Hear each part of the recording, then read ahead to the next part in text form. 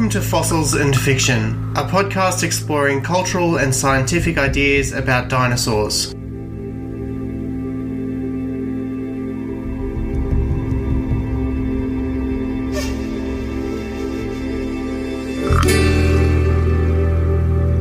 I'm Travis Holland, and my guest in this episode is Tom Jurassic from the Jurassic Park podcast and other places in the Jurassic fan community. Tom joins me for a review of Jurassic World Dominion and discussion of his experience of being a fan creator. This is a spoiler-filled episode, so look away if you're still waiting to see the film. To get you in the mood, here's the Dominion trailer.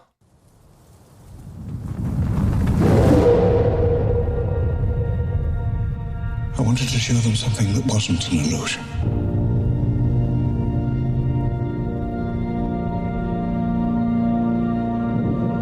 Something that was real.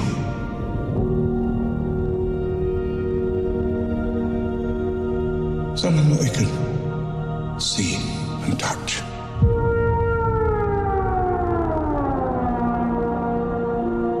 Creation is an act of sheer will. Life will find a way.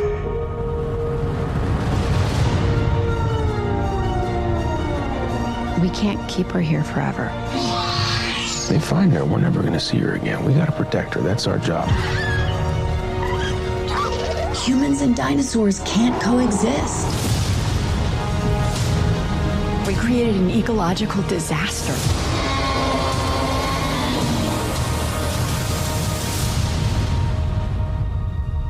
Ellie Sattler. Alan Grant. Tom, let's dive right in. Thoughts on Dominion? Thoughts on Dominion? That is an interesting question.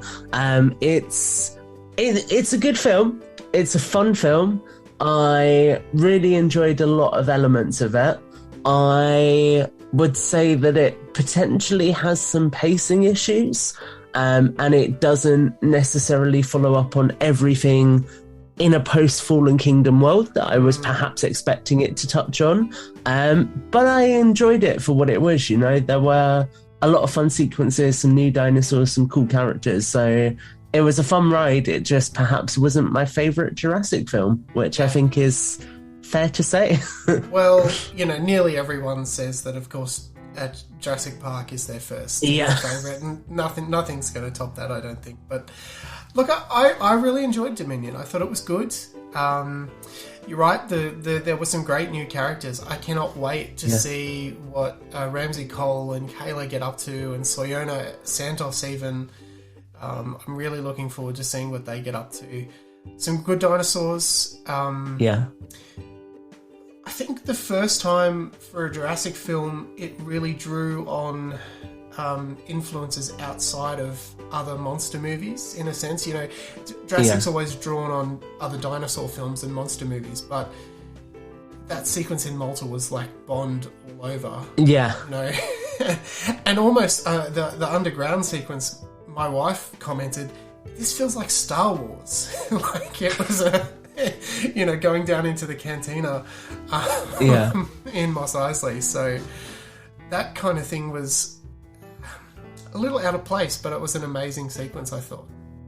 It was really interesting seeing them trying to do new things with it. And I think that it's very interesting when you look at sort of the reception to the film, because for some people those new things really landed, and then for other people, like the comparison to Bond, for example, I saw one review which was like, this is a Jurassic film, not a Bond film, why is this in here?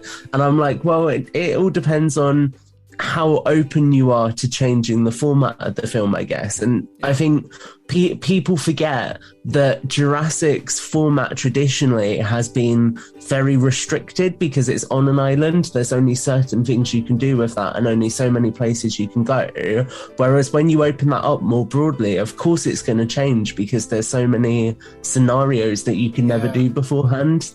So, and of course the motorbike sequence was a nice follow-on from that. And you know, rewatching Jurassic World recently, Owen had that amazing motorbike sequence with the raptors there anyway. So it's a sort of nice follow-on to hit that same beat as well.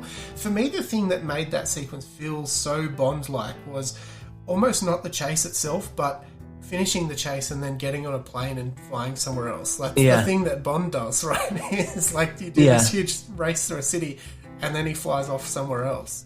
It's that globe-trotting nature of it, and it's interesting because actually it makes that comparison to No Time to Die, which is one of the scenes I always think of, is when both him and the new 007 arrive and their water planes land at the same time, and then they're like looking out across at each other. I think that perfectly encapsulates what you're saying, which is that it's all about new locations and going from like one location to the next and really expanding the story. The island thing is interesting because for me, there wasn't enough in the world, right? You got the Malta sequence, you got the opening sequence with Claire, and of course I've given people a spoiler warning in the intro, so hopefully they're not listening and just hearing everything if they don't want to. You've got those sequences set in the world, but a lot of the other sort of in the real world stuff comes via the small clips, right, at the end or the start. And so it's interesting that you make that comment about the islands being a sort of restricting environment, because then you want to get away from the islands, but they set 2/3 of it in a walled-off sanctuary that it might as well be an island. So, I think it's, you'll get into really what is my biggest gripe with this film, I would say, which is the fact that they had the opportunity to open this really widely and tell a really interesting story that would show lots of different encounters in the wild. And instead, for whatever reason, they chose to restrict themselves. Now, I can, to some extent, I can understand why, because when you're writing for dinosaurs in the wild, and this is something which I may actually be doing currently, and you'll learn more about that soon. When you're writing about different encounters, it takes up a lot of time, and I feel like it's really structured more for a serialized television format than anything else. So I can see why they wouldn't want to do that in the film, because it would maybe affect the pacing. You'd get bogged down with all of these different scenarios. But at the same time, you're right that by going back to a sanctuary, you're essentially saying, oh, we're now having these things happen in a place where there is no real consequence to them because it's away from everything else. Yeah. And I think the reason why Malta works so well is because when they leave, you instantly think, okay, so there's Atrociraptors on the loose. There's normal people there. They're going to be affected by that. And you sort of lose that as the film goes on, I feel. Yeah, no, that's exactly right. And, you know, we did see the kind of random... There weren't many dino deaths, right? But a couple of them that were there were randoms. The guy on the scooter in Malta, which has got to be one of the most iconic Jurassic deaths, I think. Just the way he was snatched up by the Allosaurus. But yeah, there were random people. They weren't kind of the justified deaths. I walked out thinking there wasn't that many deaths. I kind of added them up, and I think in terms of volume, maybe we looked at about the same as Fallen Kingdom or even Jurassic Park, but nothing compared to Jurassic World. I think I was watching... Yeah, I was watching a really interesting review. I think it was Best in Slots, that sort of said something I agree with a lot, actually, which is Jurassic Park works so well because it isn't scared to kill off characters that you get to know. So you get the death of Ray Arnold, you get the death of Robert Muldoon, you get the death of Gennaro, and those are all people who you get to know throughout the story. And I feel like one of the biggest issues with Dominion is you have this huge cast of characters who are essentially indestructible, and that means that for the most part you're watching a story but you know that there's not going to be any real consequence to it because they're going to come out the other side. And there was a lot of conversation in the community about if any of them would die, right? I think Brad Jost settled on, he kept saying he thought Malcolm would die or Claire. And both of those, you're right, they just seem to be totally indestructible. And even the moment where Malcolm sort of waves the flare at the Giganotosaurus, and it's like, how did you get? I was sat there like, this is the moment where he dies, and then when he didn't, I was like, okay, we're doing this then. And Claire with the Dilophosaurus, like, she should have died, right? she should have died. And then Owen grabs the thing by the neck and says, "Yes." Like, sorry, what? So this is a podcast, so people can't see me right now, but I have my head in my hands. That moment where he just chokes out the Dilophosaurus, I was like, why? Yeah. And the fact that he didn't just choke it out, its neck like broke in his hand. I was like, okay, that's just really gruesome out of nowhere. It was that was weird. Like, if someone had shot it, you could understand that. But he grabbed it by the throat. What is going on? It was like Owen morphed into John Cena for a second, and that was it. And then his little go on, get, and the others just take off. Yeah. I mean, yeah. So basically, all Nedry had to do was choke a Dilophosaurus out in the car, and he would have been fine. Wait, he was only dealing with one, right? Claire had at least 3 of them around. A whole pack of them, But and then there was even that moment where Beta took a running leap at Grant. And Owen shot it in the neck. And that line from Jurassic Park where Muldoon says they're lethal at 9 months, and I do mean lethal. Yeah. That I was calculating how old Beta was at that point. You're like, oh, she's 8.5. It's fine. He's safe. He's totally okay, and she just gets tranquilized in midair. So, what were your favourite bits? Favourite parts, easily the Quetzalcoatlus attack. That was awesome. I've loved that since the trailer, and it really stood out here as well.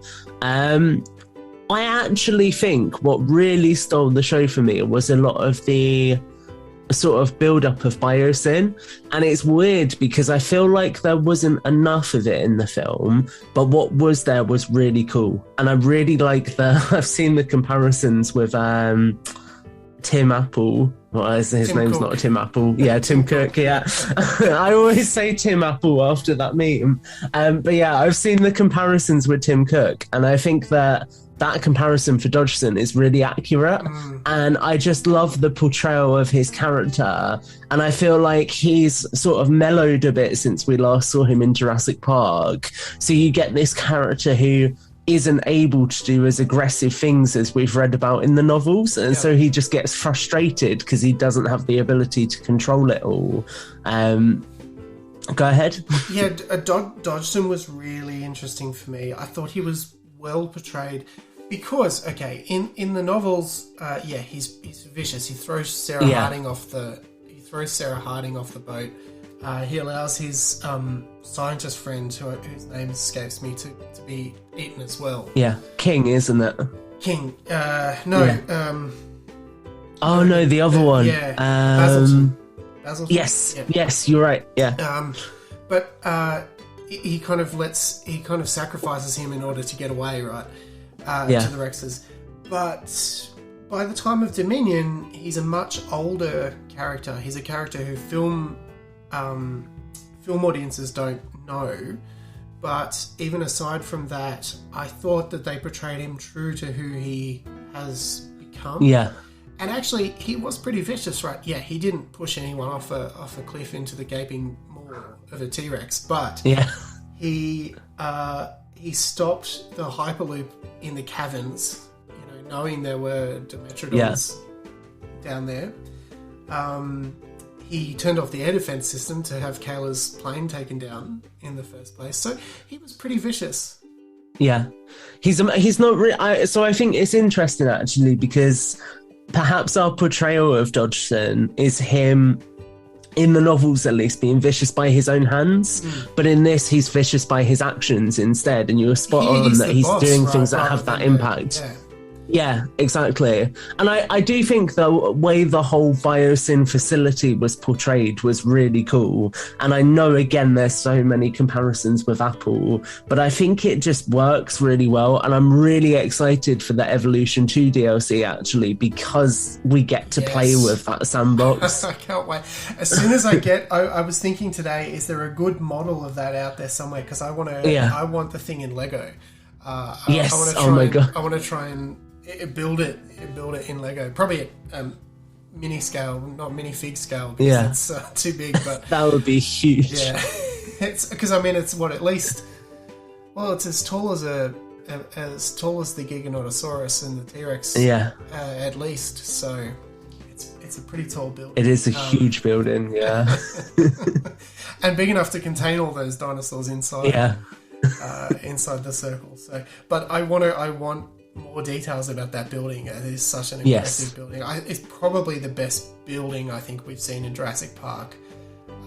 Jurassic World. I'd agree with that. I think it's cool.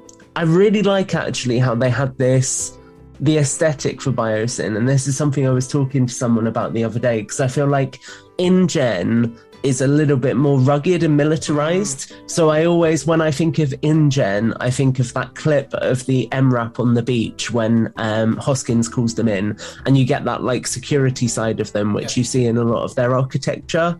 And then here, Biosyn's very clean, very clinical. And I love it because obviously the color white in fiction, you automatically attribute to purity.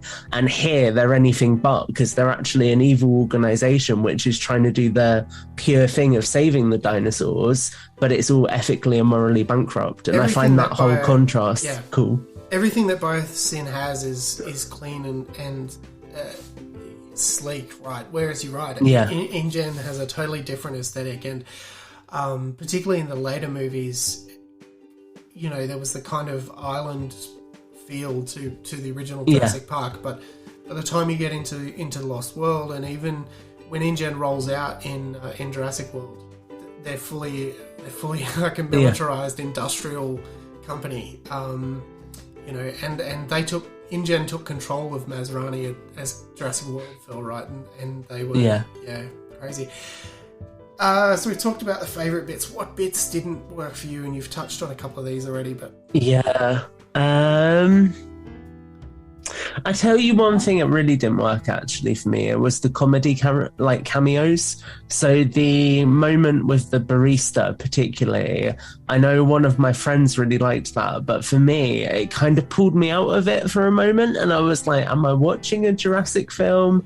I feel like where I had problems with pacing, it was weird that we lost like context for the story sometimes, I feel, in terms of cutting things away for pace, but then like that barista scene was allowed to play out, for example. It didn't feel balanced. And that was a scene that there was three things happening. There was a conversation up the top of the stairs where Ramsey was and Dodgson. There was Malcolm's conversation with Ellie, Grant, and then Grant's interaction with the barista.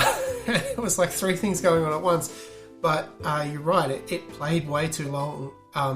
It felt realistic to build up again Biosyn as this kind of tech company that gives coffee, and of course they're super hipsters, right? Even if they're in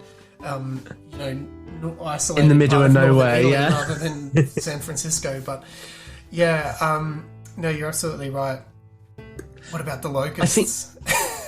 So it's interesting for me. I actually, and I may be about to say something very divisive, but I really love the concept of the locusts and controlling the crops, because I think it is very Crichton-esque, and it's looking at how somebody is using genetic technology for their own benefit. And that fits so much with Dodgson's character as a whole, doesn't it? Because what was his main focus in the books? It was stealing technology, so Biosyn was the top company, and this is like the next evolution of that. And he had released a virus or something that was supposed to be a cure on some farmers in Chile in the book. Yeah. That was part of the reason he was working for Biosyn rather than a university, because he had this kind of ruthless evil streak. Yeah. No, I agree. I think that fit really well with, and it's just, it strikes me as Crichton-esque. You're absolutely right. It's you follow other books that Crichton has written, like the Andromeda Strain, and it absolutely plays into that kind of those questions about science and philosophy that kind of have always driven Jurassic Park to me. It fit right into that world.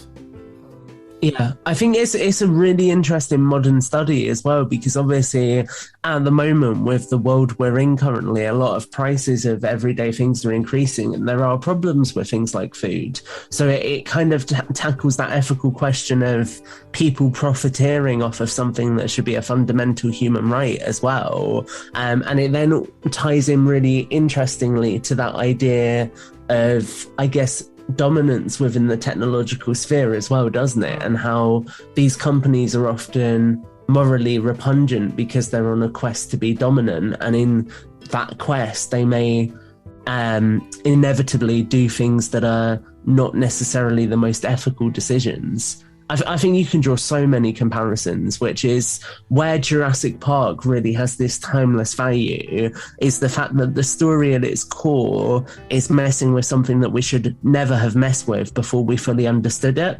And I feel like Jurassic World Dominion builds on that core concept very well. So although a lot of the set pieces and individual sequences might not necessarily land with audiences, I think thematically at least it has that same longevity of appeal that makes Jurassic Park so successful as well, because it's a story that will continue to resonate and be relevant. Yeah, we're exactly on the same page. I really think that's to me. I'm sure lots of people are going to disagree with this, but to me, it actually strikes me as a better sequel to Jurassic Park than Jurassic World. Yeah.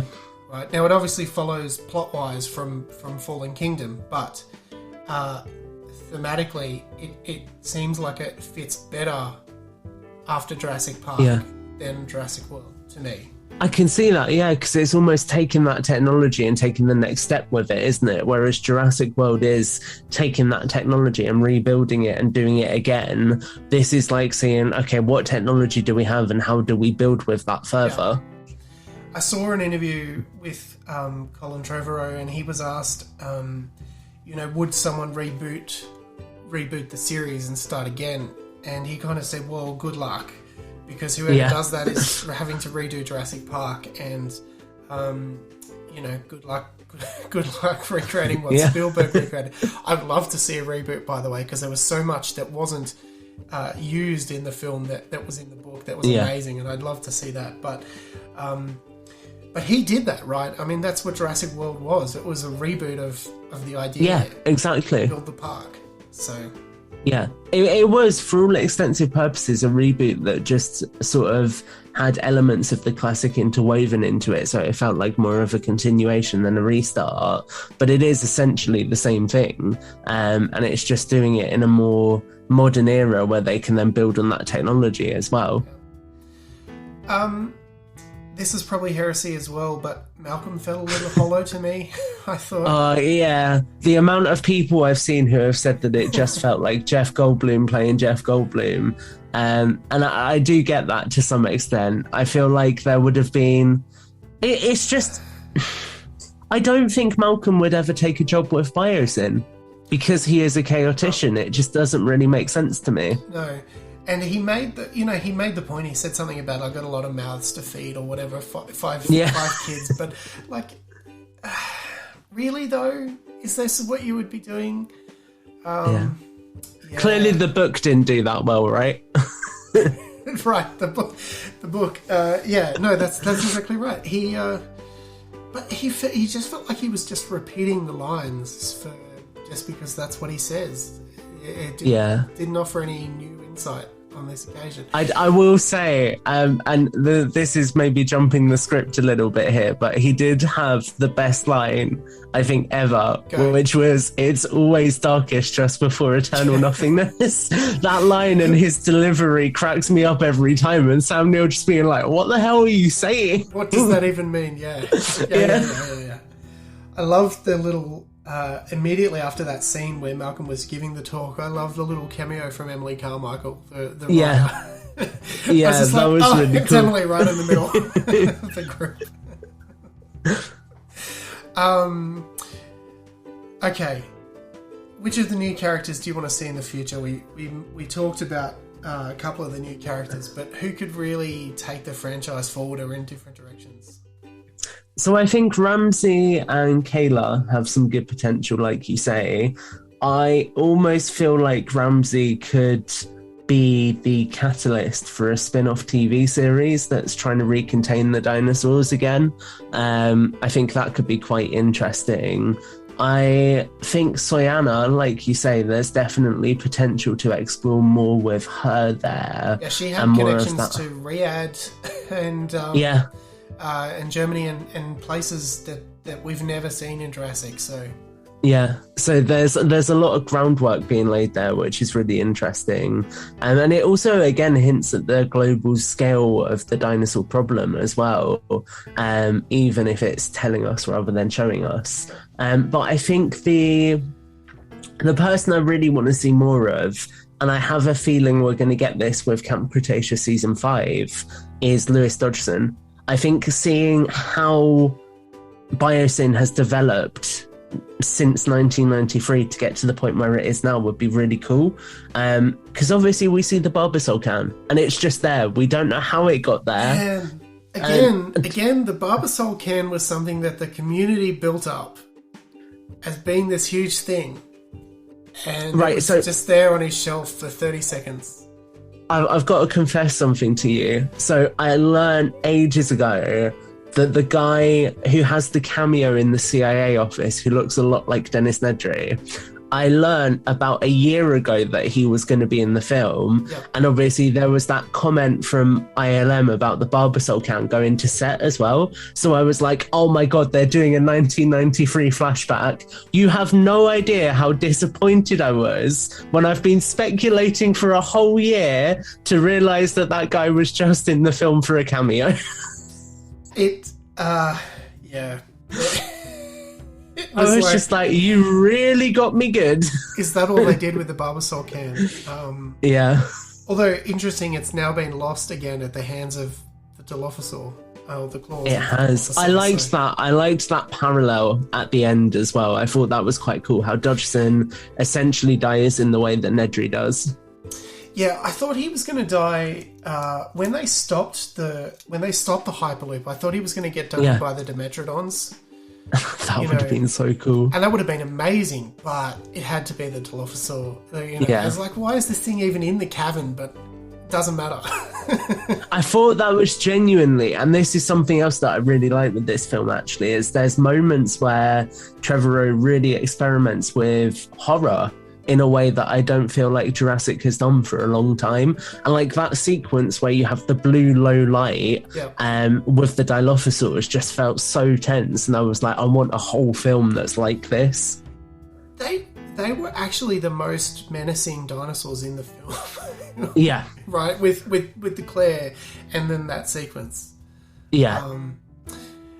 To me, it was disappointing that the Cats was only on scene for as much as we saw in the trailer. Like, that was it. Yeah. We didn't see any more of it. Not a second more I'd agree that was with in the that. trailer. So. Same with the Pyroraptor as well, really, because obviously you get the extended sequence of it going up onto the dam and chasing them, but that was really it.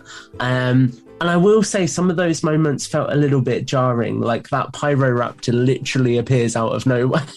Yeah, you saw it come down sort of off a cliff face, but it's like, why is it up there? Because like the dinosaurs shouldn't have access to that space, right? Like, I feel like an area they were allowed to go. Yeah, and it's just chilling up there. Yeah, and runs towards a plane crash. Yeah. It's a braver thing than I am, that much is for sure. Absolutely.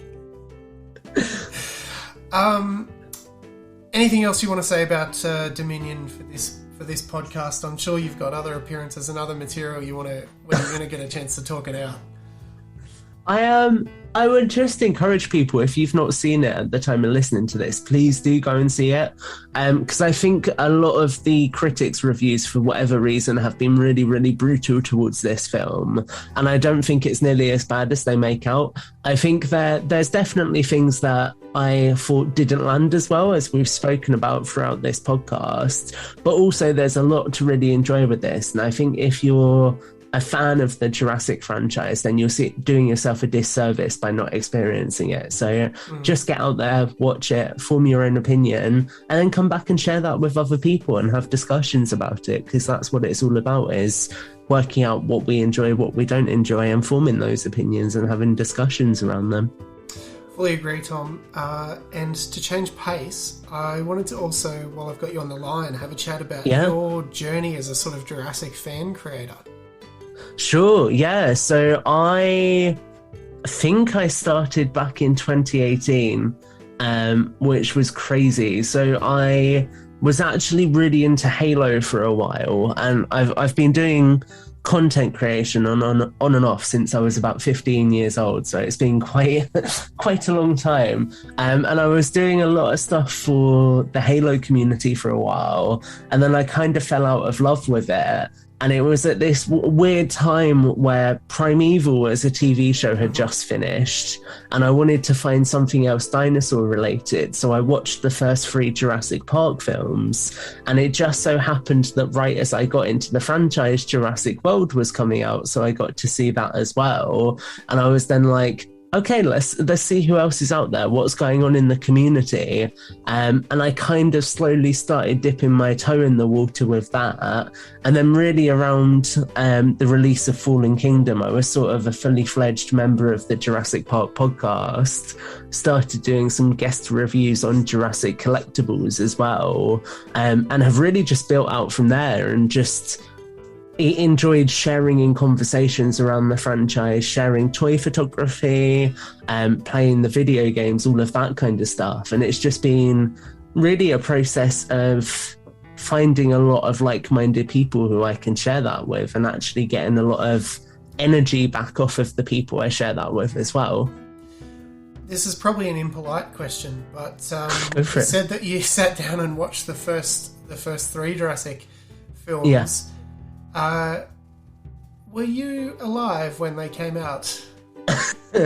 So I'm gonna blow your mind right now, Travis. I am 23 years old. I was gonna say, I was a bit younger than so me. I was alive when Jurassic Park 3 came out, just about. But apart from that, I think I was 2 years old when JP3 came out. Yeah, go. I was going to say, for me, actually, a really interesting part of what got me into Jurassic was when I was at college studying creative media, the in-universe Isla Nublar website was out, and that thing was just everything to me. Like, I really loved this idea of immersive marketing that actually makes this fictional location feel like a real place. And the fact that you had the B-roll footage of the cameras, all of the dinosaur profiles, that sort of really got me interested in creative comms work and marketing as a whole. And I think that really helped to inform my connection to the fandom as well, because I loved that so much that I wanted to find more of it. Yeah. And I think that says a lot about even this newish generation of Jurassic. Is obviously for a lot of people, that original Jurassic Park film was the catalyst for going into the careers that they're doing now.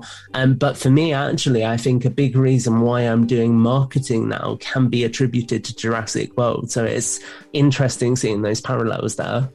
I really like that. I was about 7 when the first Jurassic Park came out. And I don't think I saw that one at the cinema immediately. Maybe I did. I certainly recall seeing The Lost World at the cinema. Yeah. And those T-Rexes were incredible at that point. To see those things on the screen, that was amazing. But my dad had me watching Alien from when I was like 7 or 8 or something anyway, so did. You're well versed. I wouldn't be surprised if I was watching age. Jurassic Park at that age either. So, but I really like the way the community brings in people from kind of both generations, and they slap the tag generations on one of those events. But it's a nice way to think about it.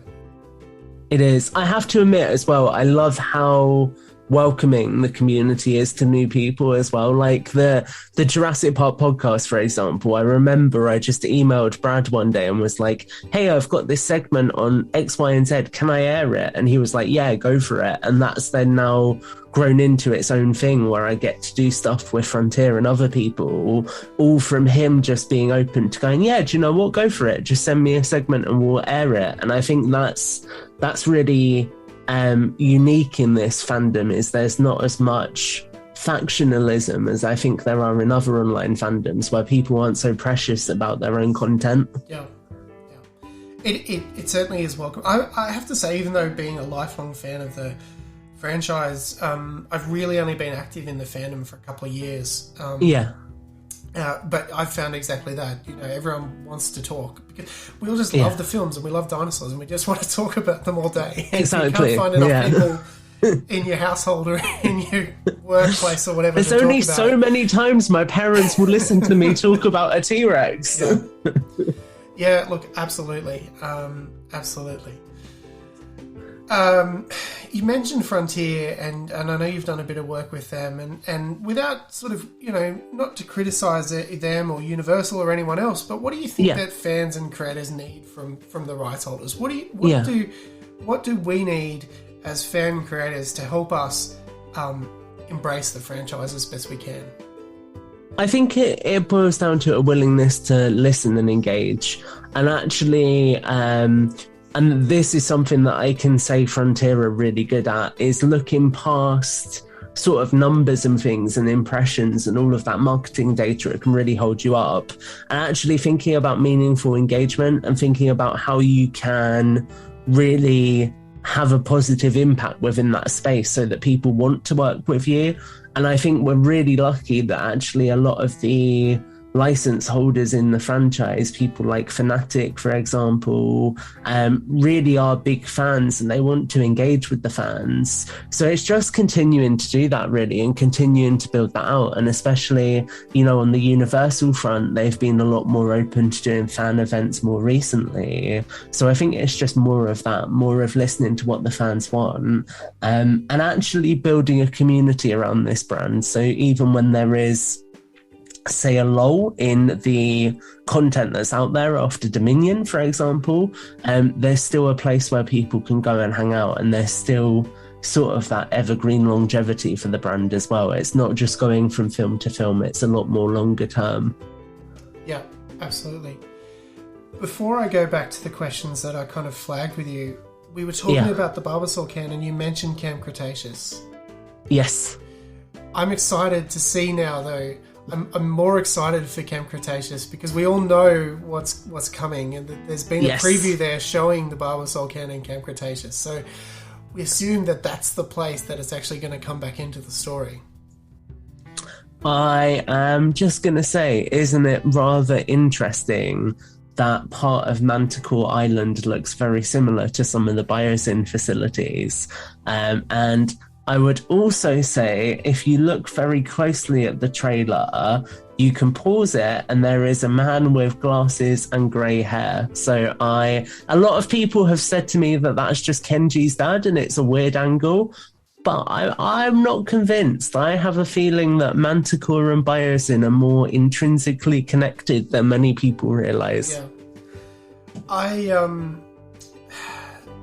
The major problem, people complain about the robots in that season, but the major problem that I actually have with that is them saying that the island they're on is not one of the 5 deaths, which were, the 5 deaths were canonically established in the Lost World and then played a role in Jurassic World Evolution first. Yeah. And so you've got 5 islands plus Nublar, 6 islands that potentially have dinosaurs on them. And Manticore went somewhere else. What the hell? It's interesting when you look at the geography as well, because I can't remember where it's from, but I'm sure someone said that the island that they're on is really close to Nublar. So it's like there's Nublar and then another island before Costa Rica as well. And it's like, well, okay. I will say, though, if you look at a world map, there are a couple of islands off of the coast of Costa Rica. So who knows, right? Crichton, yeah. But, you know, it's like finding where Kong Skull Island is. Yeah. Don't you mean Site C, Travis? Site C. Look, if it turns out that the whole thing is being run by Monarch, and if that ties in somehow, I don't know. I feel like my brain would explode. Wild speculation, but there's 6 islands with dinosaurs, at least 7 if you count Skull Island. So, Tom, thank you so much for the conversation. Anything else you want to add at this point? We've covered a lot of ground.